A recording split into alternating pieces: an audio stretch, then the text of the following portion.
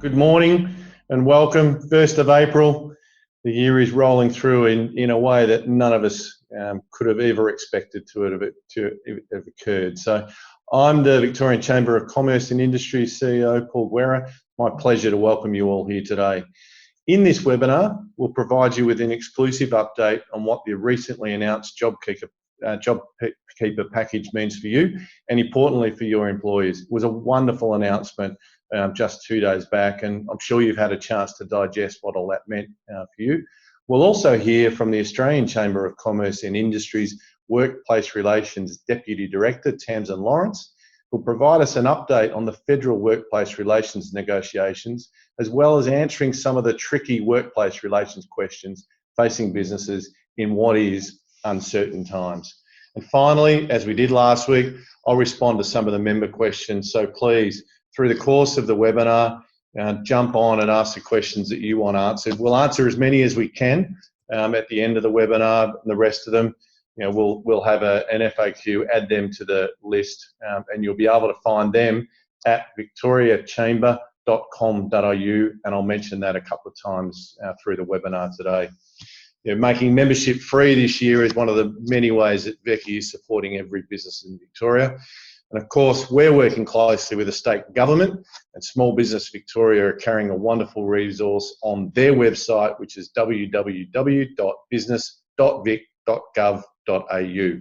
So with that, I'd like to give a very warm welcome to Anne Wright, who is the Head of Media and Communications at the Victorian Chamber. Good morning to you, Anne. Good morning. So this week, with the wage subsidy that was announced, does JobKeeper deliver what we were asking for? It was a brilliant announcement. I've said it. It really was some inspired leadership from the Prime Minister and the Federal Treasurer, who happens to be a Victorian as well.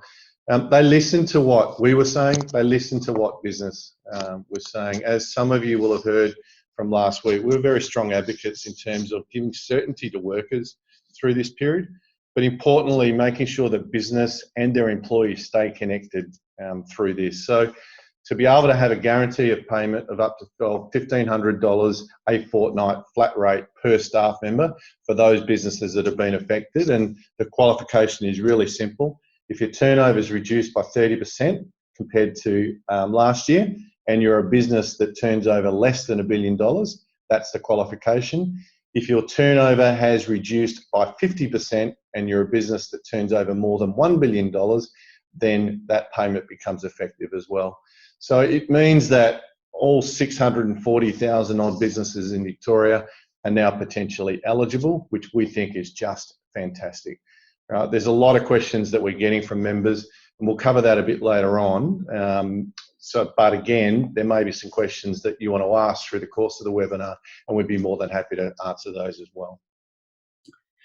And I think one of the questions that we are getting, which we'll talk about later, but is it enough to save businesses from letting go of their staff or closing? Is this enough for businesses? Well, we hope so. And I guess each business is going to have to make the decision now based on their own individual circumstance. There are a lot of packages available, and this is the most recent one.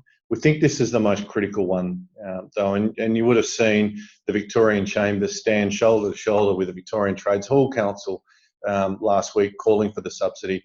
That's the importance that this subsidy brings. We think it provides businesses now with hope to keep their employees connected, but importantly, we think that it provides the employers the comfort that there is at least a salary there for them if the business can keep them connected. So it's going to come down to individual circumstances, but we think, given the generosity of the $1,500, it should be enough to save hundreds of thousands of jobs in Victoria. But it goes deeper than that. For us to bounce back, for Victoria and our businesses to bounce back when we're through the end of this, and we know this is time limited. This is a health pandemic. We know it's time limited. We think it's going to be around that 6-month mark, and certainly the $1,500 has been put in place for 6 months. We know by keeping businesses and their employees connected, we have the best possible opportunity to bounce back when this is all over. Thank you. And we're all now abiding by stage 3 shutdown measures that were announced this week. Are there likely, or are you hearing whether it's likely that more restrictions are on the way? So Premier Andrews has been tremendous through this whole period.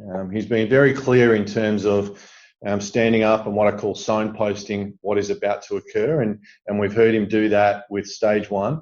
We heard him do that with stage 2. And we've heard him do that with stage 3, which we're now in. My best lead is to listen to what the Premier is saying. And if we get a hint where he starts talking about stage 4, then almost guaranteed we'll go into stage 4.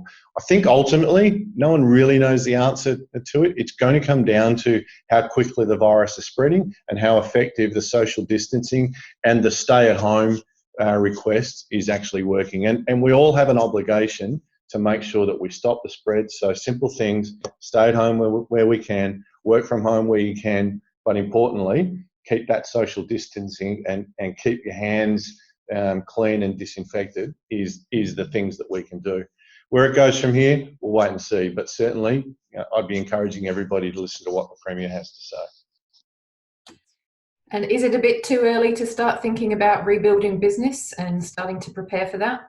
I think so, but in any business, it's important that we look over the horizon as well. I think that to do right now is to digest what is available to every business, and different size businesses will have different packages available to them. But do the work right now to say, well, what grants can I apply for? What loans do I have access to?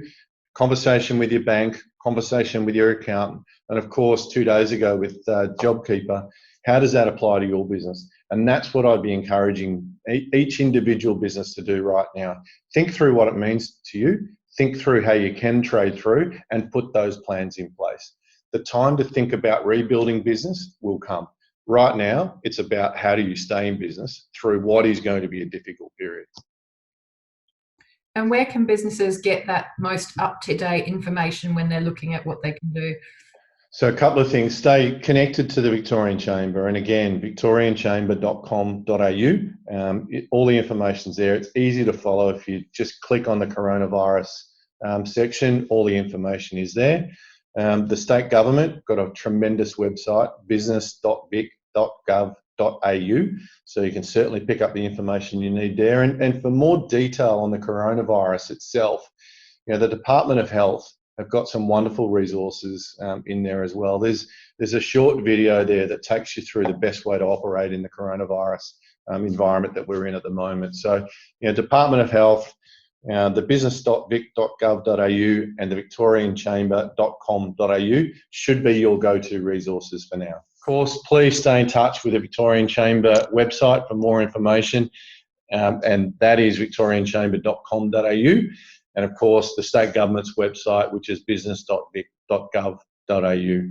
There's a whole bunch of valuable information on both those websites. And as you know, and as we've been with the journey, we're here to help. So thank you. Enjoy your week. I hope to see you next Wednesday. Thank you.